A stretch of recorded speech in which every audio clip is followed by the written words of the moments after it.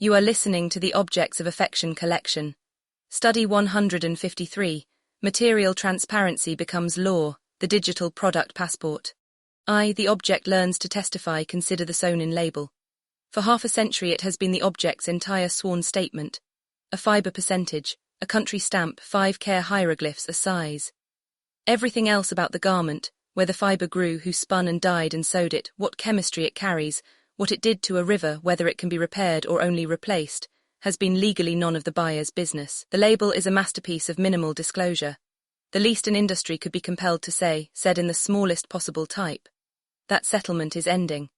On 19 July 2026, the European Commission's Central Digital Product Passport Registry went live, the operational spine of the Ecodesign for Sustainable Products Regulation, EU 2024/1781. The passport it underwrites is the sewn-in label's successor and its refutation, a machine-readable record, reached through a QR code or chip on the product, carrying the object's material biography. Not a marketing page. A regulated data structure, category by category, whose contents the law will specify and whose absence will eventually exclude a product from the single market. This study reads the passport as the third act of the regulatory moment this institution has been documenting. The greenwashing ban that applies on 27 September polices what luxury may say. The destruction ban that took effect in July polices what luxury may discard. The passport is the deepest of the three. It changes what an object is, from a mute artifact fronted by advertising to a thing that carries its own evidence. Material transparency stops being a virtue that distinguishes the honest maker and becomes the infrastructure every maker stands on. Roman 2. What the digital product passport actually requires. The mechanics deserve precision, because the timeline is widely misreported. The registry that opened in July stores unique product identifiers and registration metadata, an index, not the data itself. The substantive record stays with the economic operator or its service provider, a deliberately decentralized architecture. Public and stakeholder-facing information, accessible through the passport, business confidential information remaining with the company. Consumers, repairers, recyclers, customs, and market surveillance authorities each see the slice the law assigns them. The rollout is sectoral. Batteries go first.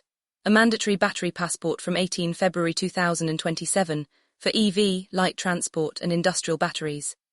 Textiles and apparel follow through a product-specific delegated act expected in 2027, with mandatory application realistically landing in 2028 or 2029 after a transition period. What the textile passport is expected to carry is already visible in the framework. Fiber composition and recycled content verified to source. Origin traced through the production stages rather than a single made-in stamp. Substances of concern with thresholds, durability, repairability, spare part availability, end-of-life instructions, environmental accounting including carbon and water. Collected at the model, batch, or item level as the delegated act specifies. Luxury's planning horizon should not, however, be set by Brussels' textile timetable, because France has already arrived. Under the AGEC Anti-Waste Laws Information Decree, in force since January 2023 for larger sellers, products on the French market must already disclose, digitally and at the point of sale, their recyclability, recycled material content, presence of microplastics. And for textiles, the countries where weaving, dyeing, and assembly took place. The passport's supposedly distant future is in the sector's second-largest home market, 3 years old. A mason selling in Paris is already living under a national prototype of the thing it calls premature. Roman 3. Luxury built the witness stand itself. The industry's public posture toward mandated transparency is weary compliance. Its actual history is stranger.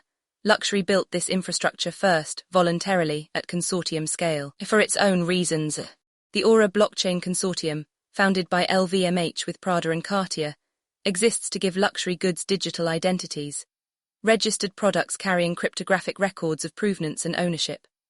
Claret ships digital ID on its garments through the platform EON, which has spent years positioning fashion for exactly the passport regime now arriving and counts houses, from the conglomerates to the mass market among its partners. The stated purpose of this infrastructure was authentication, killing counterfeits, securing resale value, binding the object to its buyer. Traceability as a service to the brand's own scarcity. The consequence is an irony the sector has not yet metabolized. Luxury built the witness stand to defend its property, and the state is now calling its witness.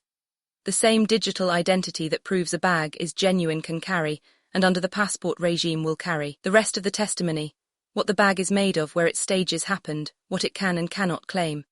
The infrastructure of authentication becomes the infrastructure of accountability, and the houses that built it have surrendered the argument that transparency is technically infeasible. They demonstrated feasibility themselves at scale when the beneficiary was the brand. The only question the passport adds is whether the object's record serves the seller alone or the buyer too.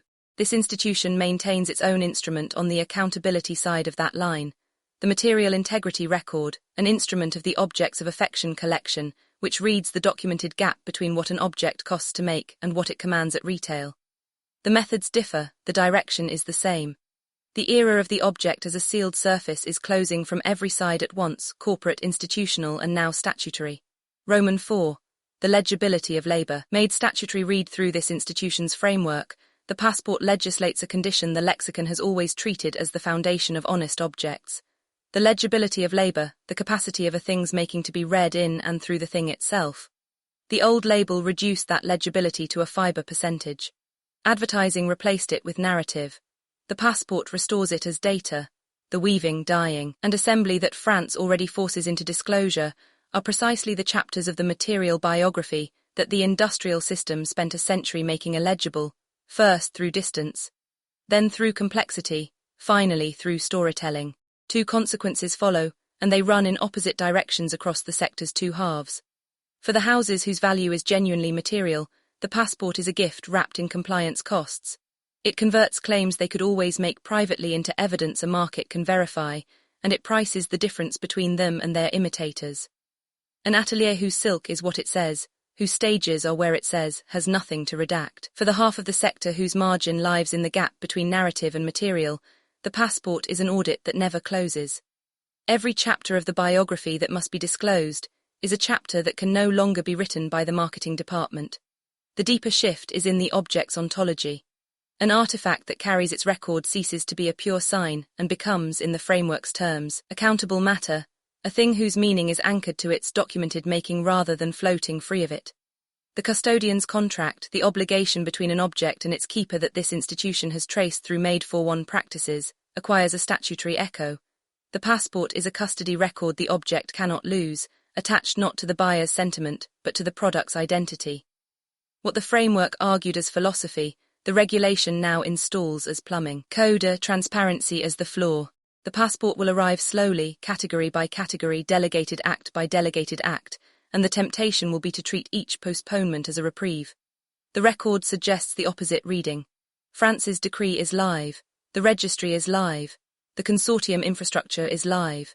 The greenwashing ban that punishes unverifiable claims applies in September, and a claim's cheapest verification is the passport that carries its evidence. The pieces are not waiting for the delegated act.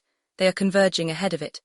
When material transparency is the flaw, the label's old silence will read the way undisclosed ingredients read on food, not as discretion but as concealment. The houses that understand this are not the ones budgeting for compliance in 2028. They are the ones asking what their objects will say when the objects are finally, legally, allowed to speak, and whether the testimony will survive the telling. The sewn-in label had one virtue: it could not lie about the little it said. The passport extends that virtue to everything. For an industry whose margins were built in the dark between the fibre and the story, the light is the regulation. This has been a study from the Objects of Affection collection, a critical art research institution operating under the framework of post-luxury conceptual functional art. Read the full research at objectsofaffectioncollection.com.